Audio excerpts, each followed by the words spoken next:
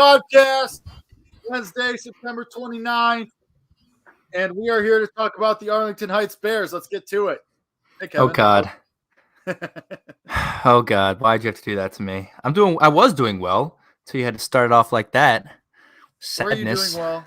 It's been a rough week for Bears fans. It's been a rough week. I wasn't doing well. It's been a rough day. It's still hitting me. Yeah. Rough day, rough week, rough life. This is what we endure as Bears fans. So, it's okay. Brighter days are ahead. Maybe, possibly. I don't know. Probably not. Probably not. If I had to guess, I would say probably not. But hey, I mean, we do what we can, and that's what we're just going to do.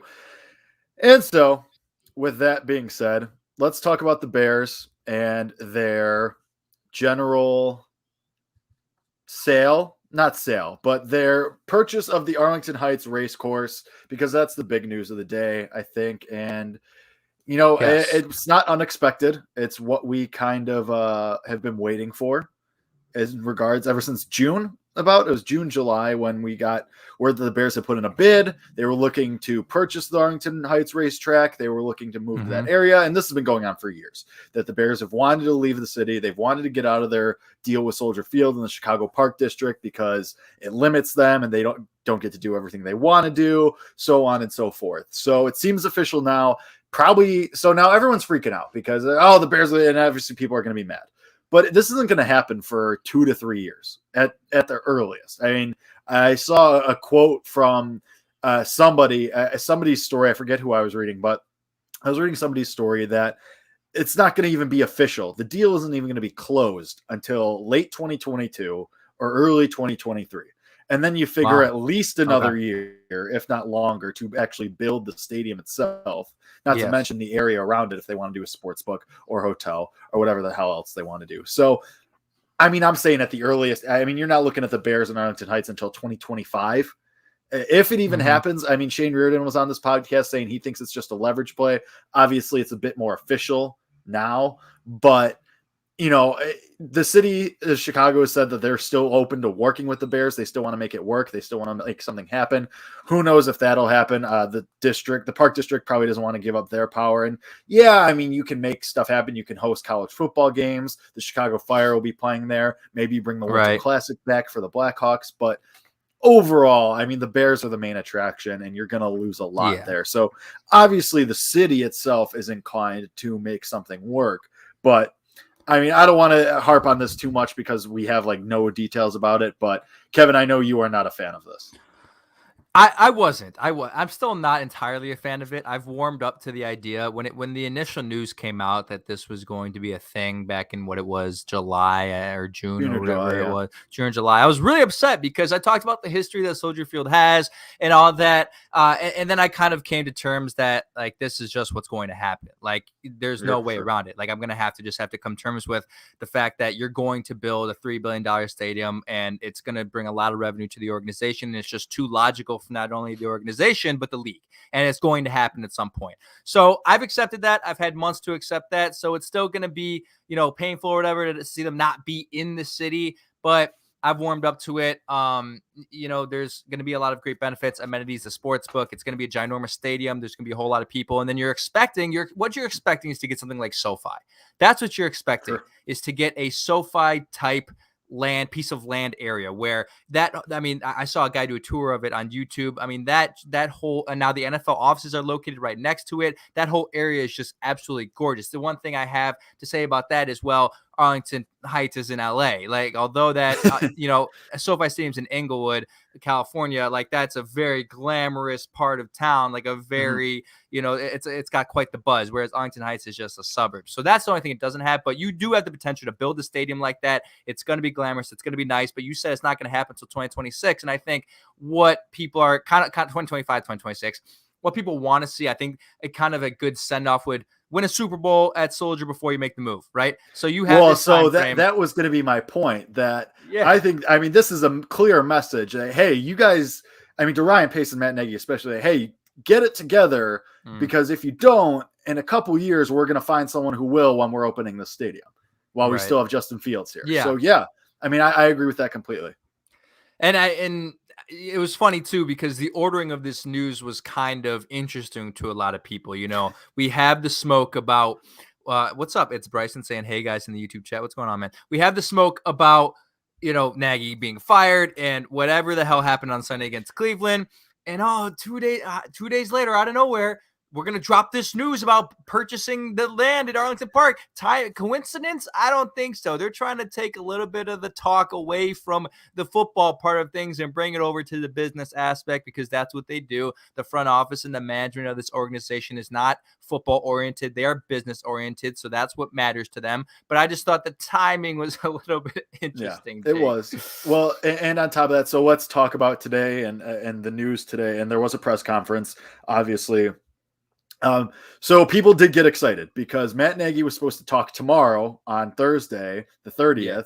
And instead they pushed it up 24 hours to today, Wednesday, the 29th. And people started getting excited. Oh, is there an announcement from Pace or from management? Is Nagy gone? Oh, is he going to announce a play calling change? Is he going to announce a quarterback for this weekend? All of those things did not happen. The only thing we got was the stadium, and Nagy was there, and he was up there with his shiny bald head. And all he said was, "Oh, well, we're still considering all the starters. We're going to evaluate Justin and Andy's health and practice, and play calling, we're going to keep that all internal." Then why are we having a press conference? Yeah, come on. What's You're wasting point? His what time. Here? You're wasting everybody's time. You're wasting my time, your time, the viewers' time. Like, there's no, we got excited for actual news. And of course, as usual with Matt Nagy and the Chicago Bears organization, it was word vomit, and we got nothing out of it. Oh, we're going to keep play calling internal. All right, dude. Well, all we have to do is watch with our eyeballs, and then we'll know who's calling the plays. That is very true. But that means him. So so I made the prediction on Monday on our post-game show that he was going to switch play calling. That was my guess. And I think he did do that. Because he didn't say, "I'm still going to be the play caller. I'm still going to be the one calling plays," because he was, doing this word vomit, trying to find a way around the question, which is very explicit, plain question, saying, "Hey, who's calling plays on Sunday?" It was that simple. I think it was Mark Potash who asked it, "Who's calling plays on Sunday?" And then he gave a 4-minute response about, internal and all this and all that. And, everything's on the table, and this is where we're at, and the typical Matt Nagy cliches of the world. But I think him saying that to me was an indicator that he won't be calling plays. I really do. And again, the rest of it makes sense. Like I said, his resume has always been about W's. That's what has kept him around. It has not been, offensive statistics. It has not been statistics of any other kind. It's been the fact that we made the playoffs 2 out of 3 years. My resume looks great from a record standpoint. Him changing play callers, if it results in wins, will end up as W's and end up as a positive on his resume going forward. So I think they have changed play callers. I really do. I think him saying that it's internal is just a very long response of him not wanting to fully swallow that and fully admit that he has switched play callers. That's what it means. See, I would like to believe that play callers have been switched. I would love to believe that. I think it's Matt Nagy trying to be sneaky and say, okay, well, if things go badly Sunday, he can get up there on Sunday or Monday and be like, "Oh yeah, no, it wasn't me. Bill Lazor was calling." That would plays. be so bogus. And then if they win, yeah, no, that was me. I had my hands were right in there. Yeah, it was all me. Like, you think so? Oh my, what in Matt Nagy's tenure has led you to believe that he wouldn't do that? Because I agree with you. If it was him, I think he would be saying straight up, "Oh yeah, no, it's going to stay with me. We're going to stay the course." Blah blah blah blah. Right. But I think he wants to leave himself that wiggle room because knowing it's the Lions too, so everyone expects he's what 8-0 against the Lions or something like that. So I don't think he's lying. So I completely believe he's going to try and do something shady like that and if they lose, which I mean I'm not ruling out. He could throw Bill Lazor under the bus and say, "Oh yeah, no, I let Bill scheme the game this week." God, that'd be so bogus. And if they play well, you say, "Oh yeah, no, we made the adjustments. We went to the film and we made the adjustments, and we're going to take that going forward to Vegas, guarantee it." Yeah, you could be right. I mean, that'd be literally such a. Oh, it'd be completely bogus, and it'd be a great way to lose your team. It would. But I mean, he's in survival mode here.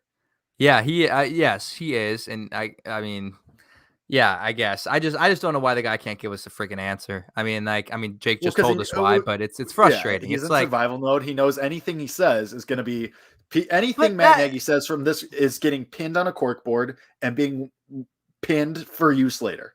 But he did a disservice to himself because he said 4 minutes of content and things when he only needed to say 2 seconds of it. Yeah, right. Well, that's the thing. He knows he can race around the question. Yeah, but him dancing around the question isn't helping him in any way. It's like he's just becoming more ambiguous, and there's all these different interpretations of what he may have said and all this. It's just it does not make sense. I am Skox on YouTube says Nagy is like a gym teacher that promises you'll play dodgeball on Friday, but then ends up playing lame indoor kickball. That was always the worst. Dodgeball by far the best gym sport, but that's a different conversation for a different day. I mean, that's true though. I mean that is completely true. Yeah. That's what it felt like. It's funny too because it almost coincidentally seems like they actually are kind of using this as a competitive advantage. And the reason why is because if he's keeping it internal and not telling Detroit who the play caller is, they won't know how to game plan because the offense is so completely different between him and Bill Lazor. Yeah, is it? Between him and Bill play Lazor. Play calling. I thought you were going quarterback. So okay, not going quarterback. So like. Him not saying that is I would love to believe he's smart enough to think that it's a competitive advantage but it's also a slight on himself because then it's saying, well, we're gonna know how obvious it is, how different it is because we're gonna see more pre-snap motion, we're gonna see more than 4 rollouts in a game, we're gonna see play action, RPOs, it's gonna be great.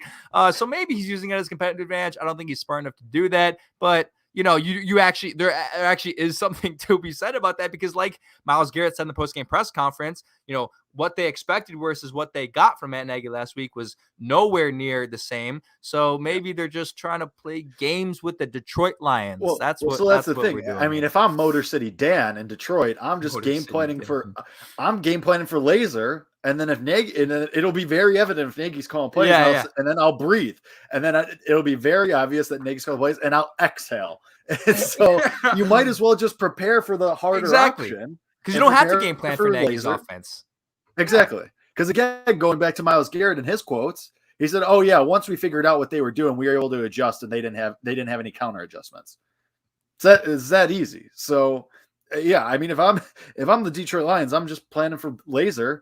Because that's going to be the tougher option to plan for. So if it's Nagy, you're fine. It's just a mess. And him saying, doubling down on go back to the kickball versus dodgeball thing. I mean, that's basically what Nagy's doing with the quarterbacks too. And what he's done. We're going to get Andy Dalton. We're all prepared. We're not. Kevin. I bet we're not. No, because you look at that. So Andy Dalton limited today. Justin Fields wearing a thumb brace, but full participant. I think that means something. I think we're going to see Justin Fields based off of health. And like, God, I would love to believe too. And we said this on the postgame show, and I forgot to dive into it. But I think if Lazor is the play caller, he does have somewhat of a large say on who is the quarterback, regardless of health. I do think that is the case. Who he wants to operate in that offense. You would hope. You would love to believe he has some sort of hand in that. But based off of health, like I'm not sure Andy's going to be entirely ready to play. Those who were there at practice today mentioned, I think it was Patrick Finley who said it was clearly obvious that Andy Dalton was a little bit more hampered than Justin Fields was during the open period of practice for the media. So I think those things are true. And if it really, we never got an official diagnosis of what the injury was, right? I mean, we know he was dealing with Fields, a quad. No, for Dalton. Like we never was confirmed to be a bone bruise.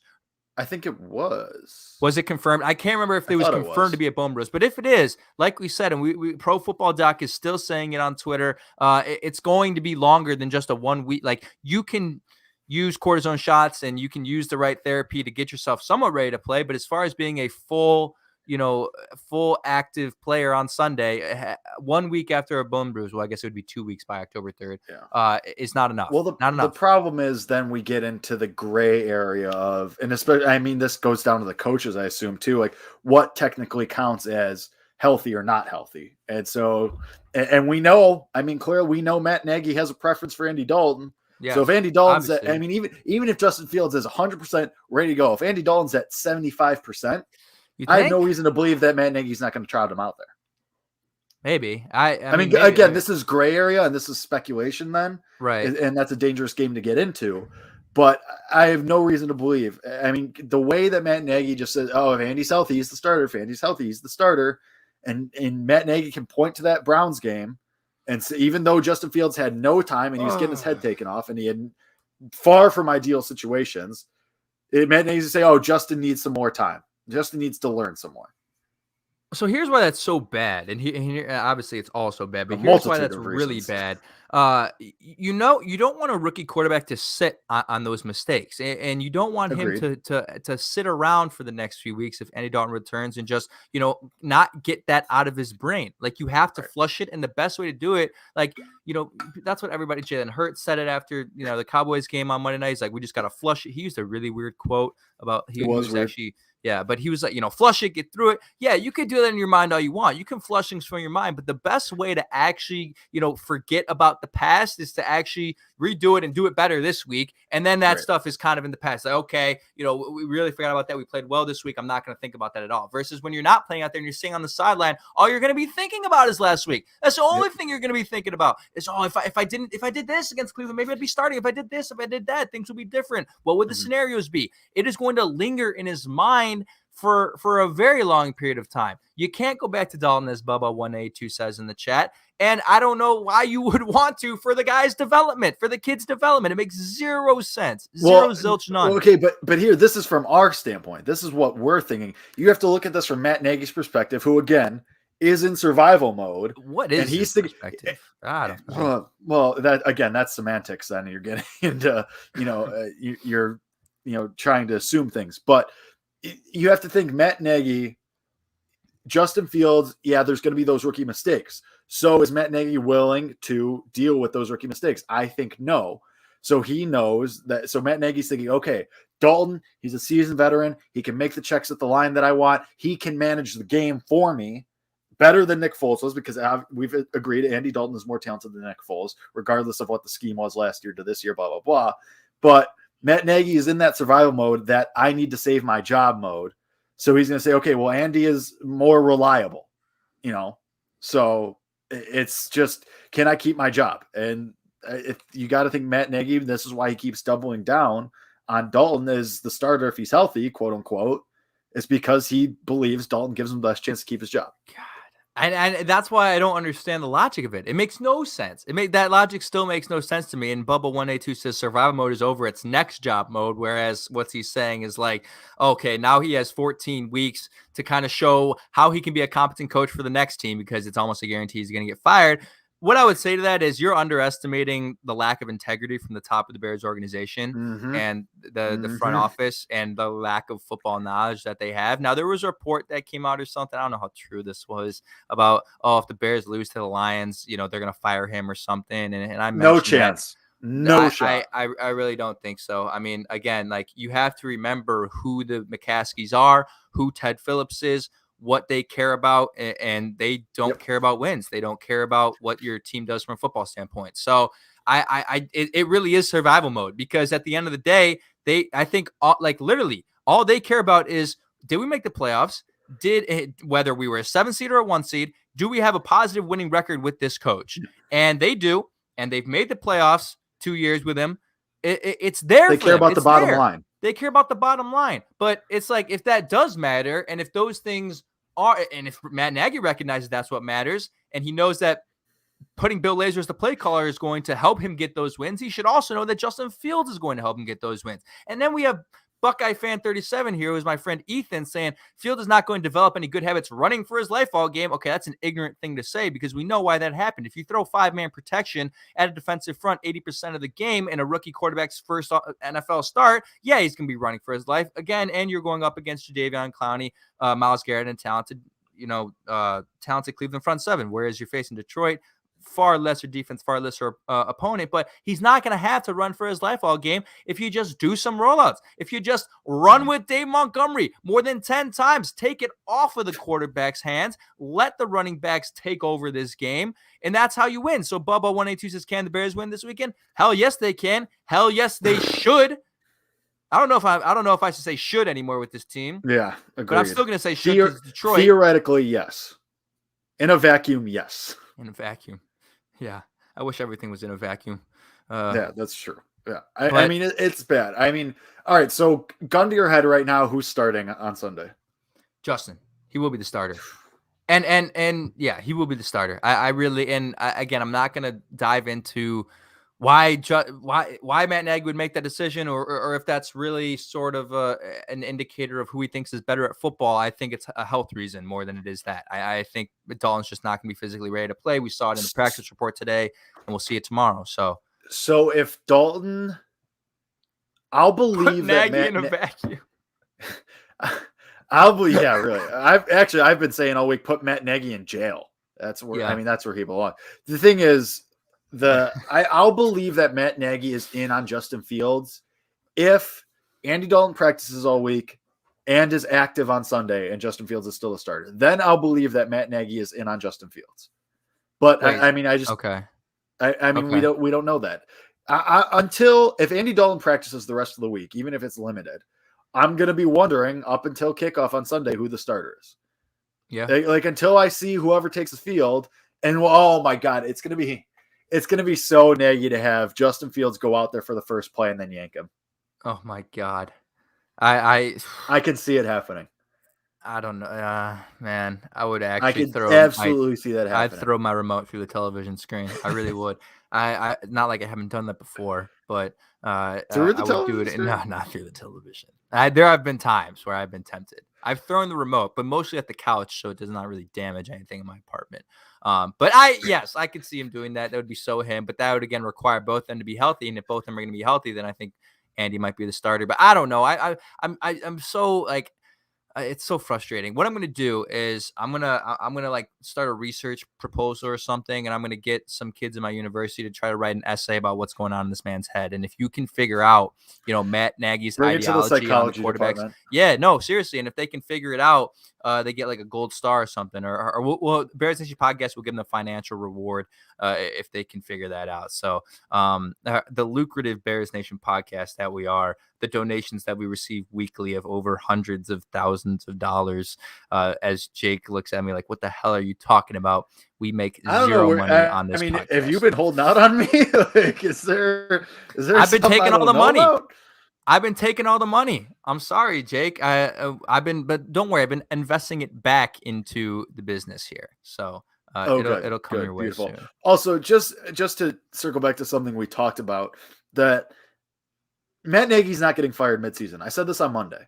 The Bears have never fired a coach midseason, and they never will, because Lovie Smith never happened. John Fox never happened. Mark Trestman never happened.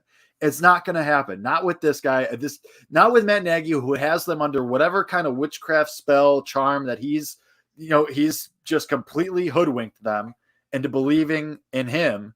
I mean, they're not going to fire him. They're going to let him see it through the season, and then maybe they'll kick him to the curb. I'm not even convinced that'll happen. Even if he goes even if he goes 8-9, I'm not convinced that they will kick him to the curb. I'm unconvinced. But I mean, again, who knows? I mean, maybe when the public outcry starts, maybe it'll happen. But it's funny because this is week 4, and you have a chance to get to 500 here, and we're already just so pissed. I know. Well, so here, what do you have to say? We're already so upset. Yeah, we should have seen this coming. We gave it a free pass after Justin Fields was drafted, and we all forgot about our conversations we were having in January about, Jesus Christ, this guy should be fired. Justin Fields took all of the conversation away from that, and rightfully so. We had somewhat of a reason to believe the offense would look different with a competent quarterback, but I guess we were stupid for thinking that. What do you have to say to the people there are literally Bears fans out there who are rooting for the Lions this week because they believe that a Lions win results in the firing of Matt Nagy? Obviously, you're against that. What do you say to those people? I mean, sure, I guess. I mean, because here's the thing. I mean, there's going to be people who are rooting for losses, being, higher draft pick. Our draft pick belongs to New York, so obviously I'm going to root for wins. You don't have a draft pick next year anyway because you gave it up for Justin Fields. I mean, then there's going to be people who root for them to lose so that Matt Nagy gets fired. But you don't think that's going to happen. So you're thinking it's dumb for them to root for the Lions. I mean, they would never root for the Lions. They would have to only win. I would like to believe that if Matt Nagy just completely bungles this situation and continues to lose, and if they have like another 6-7 game losing streak, I would love to believe that that's the end of that and that he gets fired. But I mean, I think they would have to have another long losing streak like that and miss the playoffs. Because if they sneak into the playoffs somehow, again, we've talked about how winnable this division is. Yeah. I mean, this division is very like nobody is running away with this division right now. Not yet. Everybody looks beatable, and that could change in a couple weeks, obviously. But I mean, as of right now, and again, it's week 4. It's super early. We're not even a quarter way through the season. But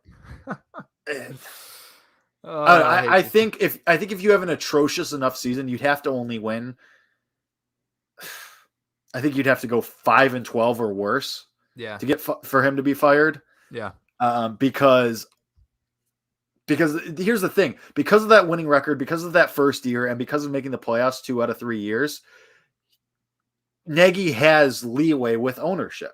Yeah, because he's going to be able to go in there and say, okay, well, and I've said this over and over and over again, he's going to be able to walk into any meeting and say, well, now I have a full off season to Justin. Now I can really plan for Justin. And now, it was one bad year, but I can bounce back, and we're really ready now. Justin's ready now, and we're going to get to the playoffs. We're going to get back to the playoffs this year. I mean, I could see it, and they'll buy it. Because they don't want to go through it, because they'll buy it because they also don't want to go through another rebuild. Like we talked about with the stadium. Yeah, if they start a rebuild next year, they can hope to be back in contention by the time the stadium is ready. But they also know what they have in Justin Fields, and that rookie contract only lasts so long. So you have to take advantage of that as well. So it's a bad balancing act. I mean, the one thing I think we could hope for is Nagy loses the locker room, gets canned, and you keep everybody else. Maybe you promote Laser. Maybe you bring someone else in who's going to keep the rest of the staff or most of the staff. But I mean, I just don't see them firing Nagy unless it gets really, really bad. And again, they went through a 6-game losing streak last year, and he completely destroyed the development of a number 2 overall pick. So you have to wonder. I can't see the bottom of the barrel for Matt Nagy. I can't see the bottom where he gets fired because I have no idea what it is. And again, it's the Bears, and we don't know. I mean, we went through Trestman, we went through Fox. We don't know what rock bottom is. Here's what happens. Here's where it's the leverage switches. Once the I want to address what Bubba just said. They're not signing. They're not going to sign Bieniemy. It won't happen there because just the optics of bringing in another Chiefs head coach from the Andy Reid tree, they're not going to do it. They'll go for someone from Tampa or LA. They won't go back to the Andy Reid tree. Dabble what a disaster this has been.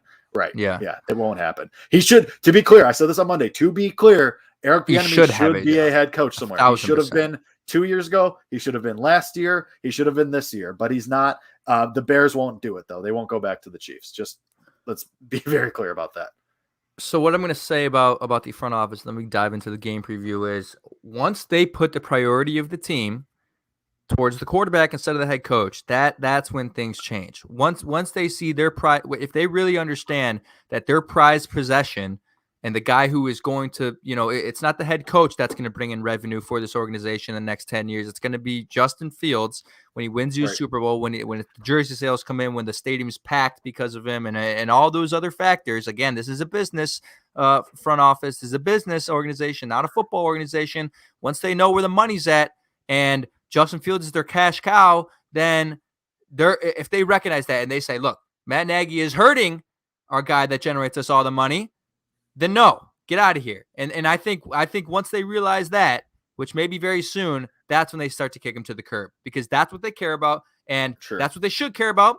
Prioritize the quarterback, because the quarterback is what's taking you to Super Bowls in the next 10 years, not the head coach. Well, maybe not. The two is a tandem, but I think the quarterback is still more important than the head coach. But in this instance, yes. In this instance, yes. So I know it sounds kind of like contradictory because we're literally talking about how a head coach is hampering the development of a quarterback, but when it's that bad, it's kind of an anomaly. But let's go to the game preview. The Bears do play a football game this week. They do play, surprisingly enough. Maybe fans don't want them to play a football game. Well, I mean, they didn't play a football game last Sunday, so God knows. So I mean, man, they had a week 3 bye. That was really interesting, actually. So I can't wait for Justin Fields' first start this week. It's going to be phenomenal to see him out there for the first time.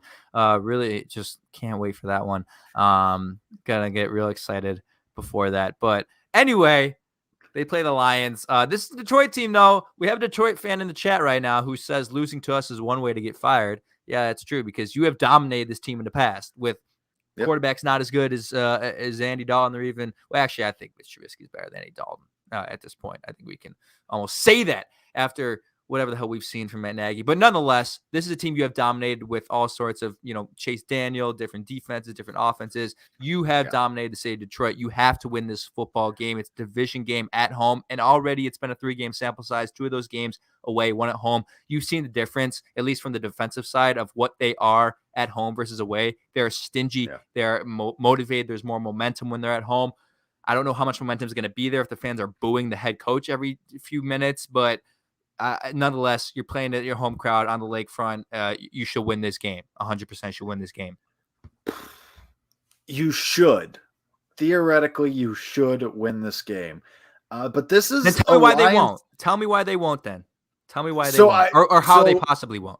Well, so the thing is, I mean, this Lions team, I got to give the Lions credit. They're a scrappy team. They're a motivated team. I talked about it on Monday. They clearly believe in whatever Dan Campbell is selling, because they look like they want to win for that guy. And, it's week 4, so it might be early to be able to, Dan Campbell's kind of a meme, and we like to make fun of him, but clearly the Lions are bought in infinitely more than they were with Matt Patricia, clearly. So early season still, and we've seen it. I mean, they've played the 49ers tight. They just barely lost to the Ravens on a record-breaking field goal. They played the Packers tight for 3 quarters of football. Then 2.5 quarters of football. Sure. So, they've played better. Now, granted, those games were, most of those games were at home. The games against the 49ers and the Ravens were at home for the Lions. So, with the Bears, they've played way better at home. Maybe that's the case for the Lions too. But, it's hard to believe in the Bears right now. I don't have any statistical reason.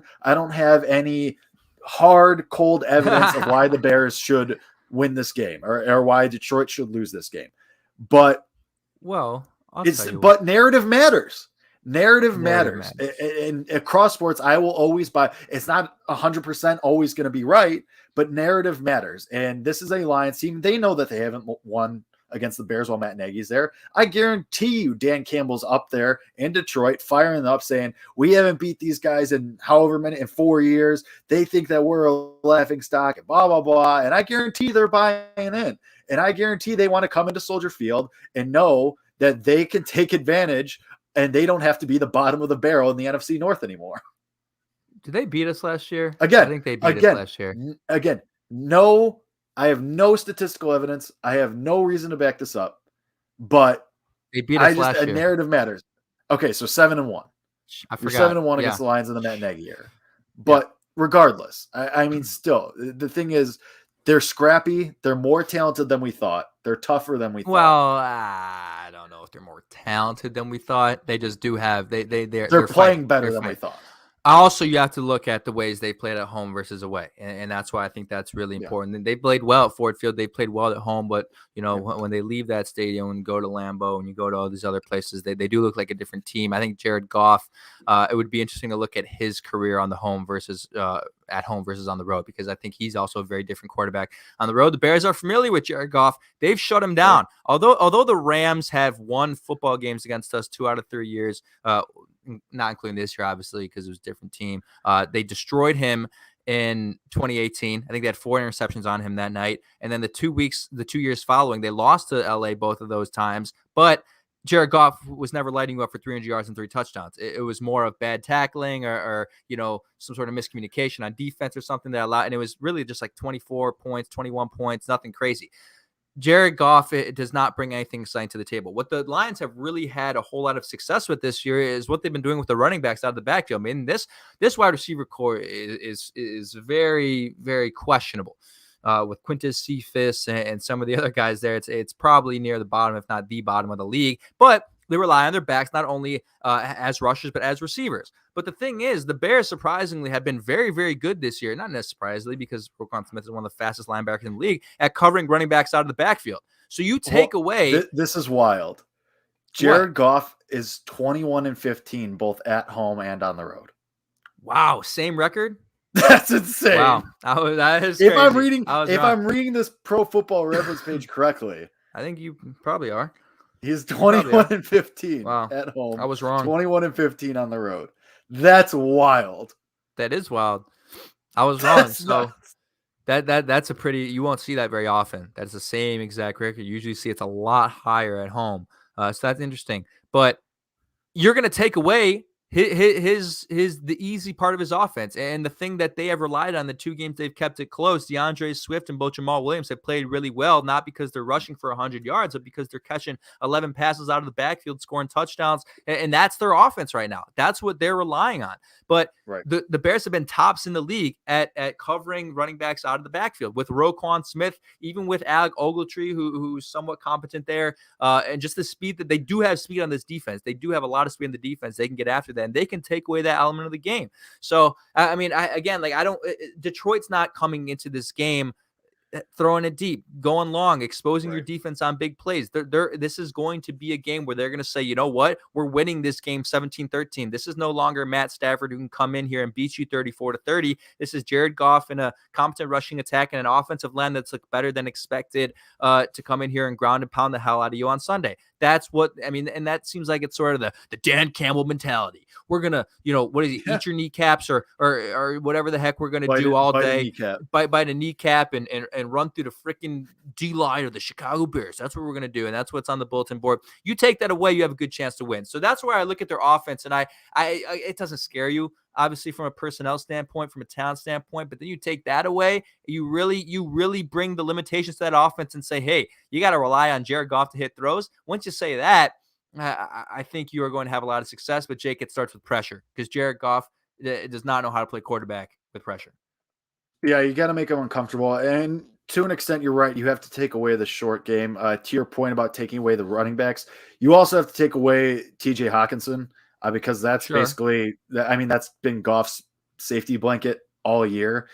Because, let's be honest, Quintez Cephas, Khalif Raymond, those guys are, Amon Ross Brown, Trinity Benson. 2 rookies there, I think. These guys aren't scaring you. And so it's going to be the running backs and it's going to be Hawkinson.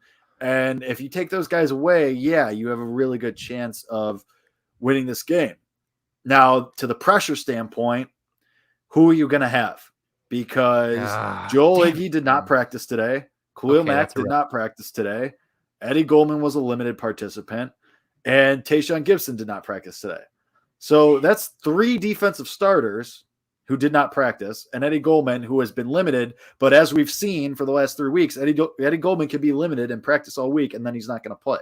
So that's where it gets tricky. That's where it gets dicey, because you're missing 2 linebackers and possibly Eddie Goldman, and then possibly your starting safety. And then that's going to open things up, because if you're asking, it won't open that much.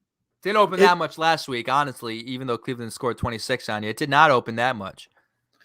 That's more guys than you were missing, though. Now if you don't have these guys at all. Well, you just add Mac. You add Mac to that is really what you do. If he's not, because you didn't have but to the pressure standpoint, that's pretty big. Yeah, but so I think Mac's going to play, and I'll tell you why. If he had held out of that game on Sunday against Cleveland and not returned, I would have. And then we see the report that he didn't practice, say no shot, he plays. But you look at that, you look at a situation where he came back probably. I don't know what did they exactly say what it was, like a foot sprain, foot injury. Maybe?